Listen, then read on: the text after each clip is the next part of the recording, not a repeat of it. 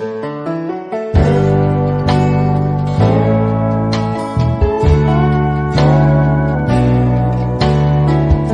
दोस्तों, कैसे हैं आप सभी।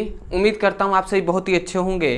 तो आज की इस वीडियो में हम बात करेंगे क्लास 10th के रसायन विज्ञान का बहुत ही इंपॉर्टेंट टॉपिक, जो है प्रतिस्थापन अभिक्रिया, या इसे ही हम विस्थापन अभिक्रिया के नाम से भी जानते हैं। तो इसका हम परिभाषा देखेंगे, इसका उदाहरण देखेंगे और बहुत ही अच्छे से समझ में आएगा। तो चलिए दोस्तों देख लेते हैं। तो हम बात करेंगे किस पर, हम बात करेंगे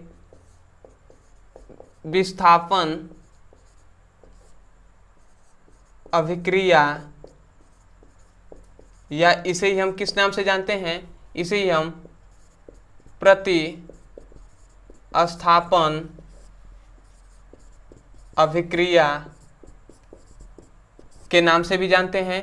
तो विस्थापन अभिक्रिया या प्रतिस्थापन अभिक्रिया क्या होता है, या यदि हम इसका सिंपल सी डेफिनेशन पे बात करें, सबसे पहले डेफिनेशन पे, तो याद रखेंगे इसमें जब समझिएगा, इसमें ये बताया जाता है कि ऐसी अभिक्रिया, मतलब ऐसा अभिक्रिया, यहाँ पे मैं बता दे रहा हूँ, ऐसा अभिक्रिया जिसमें कोई एक स्पीशीज, ठीक है, समझिएगा, ऐसी अभिक्रिया जिसमें कोई एक स्पीशीज किसी दूसरे स्पीशीज का, किसको, किसी दूसरे स्पीशीज को उसके स्थान से क्या करता है, उसके स्थान से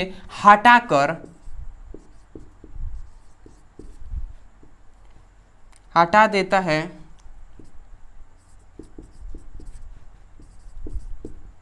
तो उस अभिक्रिया को ही, तो उसी अभिक्रिया को हम क्या कहते हैं, उस अभिक्रिया को हम क्या कहते हैं, विस्थापन अभिक्रिया कहते हैं, या प्रतिस्थापन अभिक्रिया। समझ में नहीं आया, कहा यह जा रहा है कि ऐसी अभिक्रिया जिसमें कोई एक स्पीशीज किसी दूसरे स्पीशीज को उसके स्थान से हटाकर क्या कर देता है, हटा देता है, तो उस अभिक्रिया को ही हम विस्थापन अभिक्रिया या प्रतिस्थापन अभिक्रिया कहते हैं। मतलब स्पीशीज का मतलब आपको नहीं समझ में आ रहा होगा, तो याद रखें, स्पीशीज का मतलब ही होता है कि कोई परमाणु हो, या परमाणुओं का समूह हो, या आयन हो। स्पीशीज का मतलब ही है कि जिससे मिलकर बना है पदार्थ, ठीक है। तो ये क्या होता है, स्पीशीज का आप मतलब यहाँ पे लिख सकते हैं, स्पीशीज का मतलब वही होता है, स्पीशीज आप नोट्स में लिख सकते हैं कि स्पीशीज का मतलब होता है परमाणु, आयन या समूह, ठीक है। तो ये तीनों इसका मतलब होता है। स्पीशीज का मतलब परमाणु भी हो सकता है, मतलब अगर परमाणु को हम लें तो ऐसी अभिक्रिया जिसमें कोई परमाणु किसी दूसरे परमाणु को उसके स्थान से हटा देता है, तो उस अभिक्रिया को हम विस्थापन अभिक्रिया कहते हैं, या प्रतिस्थापन अभिक्रिया। तो ये तीनों हो सकते हैं, परमाणु भी हो सकता है, आयन भी हो सकते हैं, या परमाणुओं का समूह भी हो सकता है, ठीक है, या आयनों का समूह। तो इसी हम क्या कहते हैं, उस अभिक्रिया को विस्थापन अभिक्रिया या प्रतिस्थापन अभिक्रिया कहते हैं।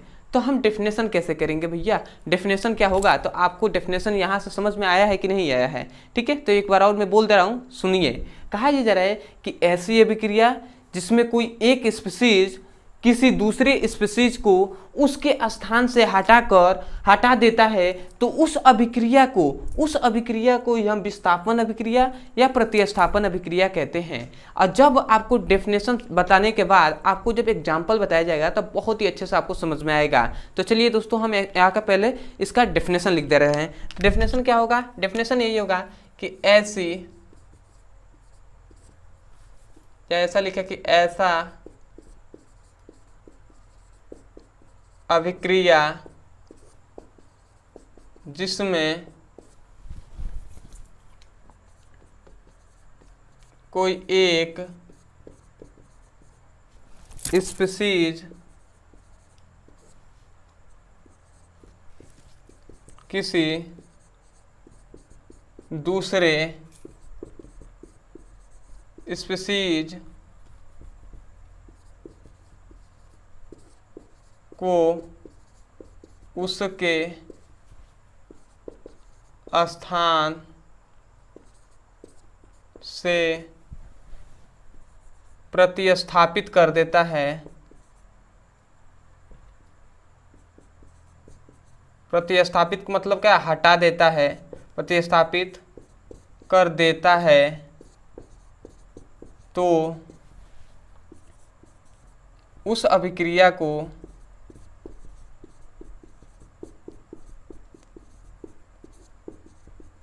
क्या कहते हैं, विस्थापन अभिक्रिया या प्रतिस्थापन अभिक्रिया कहते हैं। ठीक है, तो आपको क्या बताया गया, ऐसी अभिक्रिया जिसमें कोई एक स्पीशीज किसी दूसरे स्पीशीज को उसके स्थान से हटा देता है तो या प्रतिस्थापित कर देता है, तो उस अभिक्रिया को प्रतिस्थापन अभिक्रिया या विस्थापन अभिक्रिया कहते हैं। और जब एग्जाम्पल आपको दिया जाएगा तो अच्छे समझ में आएगा। तो चलिए हम एग्जाम्पल पे बात कर लेते हैं। ठीक है, तो यहाँ पे थोड़ा सा मैं यहाँ पे नोट्स में आप लिख लेंगे कि जो स्पीशीज का मतलब ही होता है, स्पीशीज का मतलब होता है परमाणु समूह या आयन। ठीक है, तो ये आप नोट्स में अपने लिख लीजिएगा। तो आशा करते हैं ये आपको डेफिनेशन समझ में आ गया होगा। तो अब आते हैं हम इसके एग्जाम्पल पे। तो यदि हम इसके एग्जाम्पल पे बात करें तो यदि हम कॉपर सल्फेट को लेते हैं, ठीक है, यदि हम कॉपर सल्फेट को लेते हैं और इसको हम फेरस के साथ, हम Fe के साथ इसको क्या करते हैं, हम क्रिया कराते हैं, तो ये क्या करता है समझिएगा। यदि हम कॉपर सल्फेट को फेरस के साथ हम क्या करते हैं, क्रिया कराते हैं, तो ये जो फेरस है ना, इस कॉपर की जो विद्युत ऋणात्मकता है ये कम होता है और ये फेरस का विद्युत ऋणात्मकता अधिक होता है। तो ये क्या करता है, इस पर अटैक करता है। ये जो परमाणु है ये इस वाले परमाणु पर क्या करता है, अटैक करता है, मतलब कॉपर पे ये क्या करता है, प्रहार करता है और इसको कॉपर को क्या करता है, हटा देता है, प्रतिस्थापित कर देता है। इसीलिए तो कह रहे थे ना कि कोई एक स्पीशीज किसी दूसरे स्पीशीज को उसके स्थान से हटा देता है, तो इस अभिक्रिया को विस्थापन अभिक्रिया कहते हैं। तो ये क्या करेगा, फेरस इसको अपने स्थान से हटा देगा, तो क्या बनेगा, तब जाकर ये उसके स्थान पे आ जाएगा, तो ये क्या बनाएगा, FeSO4 प्लस Cu निकल जाएगा बाहर। यही तो होगा ना, होगा कि नहीं ये। तो यही हमने क्या कहा गया था, ये क्या बन गया, फेरस सल्फेट बन गया। तो ये क्या किया, इस पर प्रहार करा दिया और इसको जो है स्पीशीज है कॉपर, इसको बाहर निकाल दिया। तो यही कहा जाता है कॉपर सल्फेट को फेरस के साथ यदि हम क्रिया कराते हैं तो हमें फेरस सल्फेट प्लस कॉपर मिलता है। तो आशा करते हैं ये आपको एग्जाम्पल समझ में आ गया होगा और यहीं से आपको याद रखना है। ठीक है, और दूसरा यदि हम एग्जाम्पल पे बात करें तो यदि हम मीथेन ले लेते हैं CH4, इसे हम क्लोरीन के साथ क्रिया करा लेते हैं। मीथेन जो है इसको क्लोरीन के साथ हम क्रिया कराते हैं तो क्या मिलता है। तो यहाँ से आप ध्यान दीजिएगा, यहाँ पे हमें मिलेगा CH3Cl प्लस HCl हमें प्राप्त हो गया। ठीक है, CH3Cl प्लस HCl प्राप्त हो गया। तो आप कहेंगे कैसे प्राप्त हो गया, कैसे आपको पता चला। तो समझिए, यदि हम CH4 है इसको अगर हम चाहें तो CH3 प्लस H, CH3 और डैश में H लिख सकते हैं ना।